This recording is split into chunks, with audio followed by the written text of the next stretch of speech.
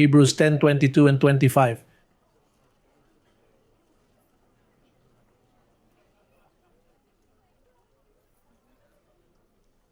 Let us draw near with a true heart, in full assurance of faith, having our hearts sprinkled from an evil conscience, that past of yours which you cannot forget. That's what gives you a guilty conscience. And it speaks to you. It tells you, no, this is not for you yet. You are too far behind. And that is for those who are here, those who are there, for those who sing. But that's not for you. It speaks to you. Don't you see that the guilty conscience is still active there? And it deprives you of blessings. It deprives you of many things. It deprives you of participating in the inheritance due to your emotional state because you're not exercising your mind. You are locked in?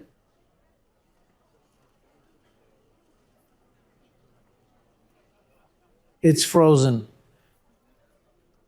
Don't freeze, you have to move. If you stay still, you'll freeze.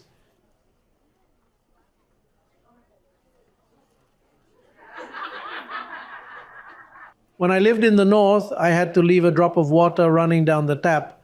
Not too much because otherwise it would lose a lot of water. But at night I would leave a drop to keep the water flowing, because if I turned it off completely, the whole tap would be frozen the next day and the tap would break into pieces as well. It's cold tonight, but is that it's not that cold? It's not at freezing level. Freezing is how much? 32. 32, that's when it starts to freeze. But when it reaches 15 degrees, you have to leave the tap open.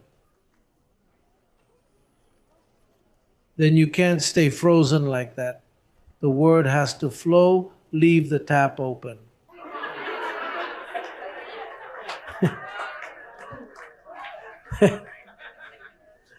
You have to confess the word.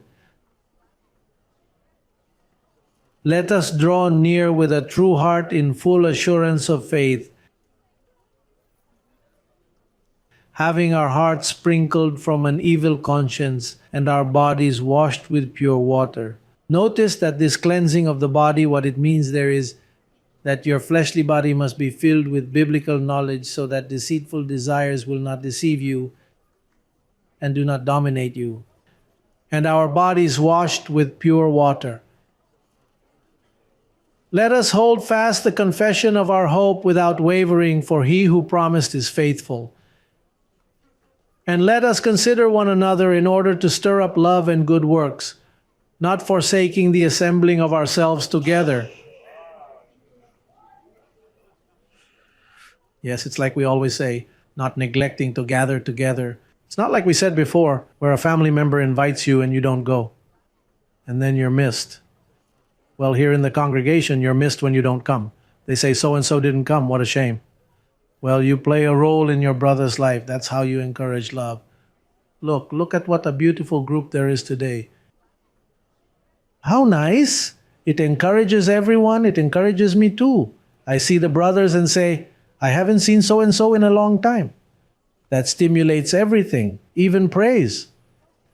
But we cannot stop gathering together.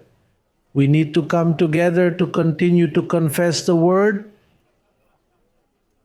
and bearing fruit in every good work,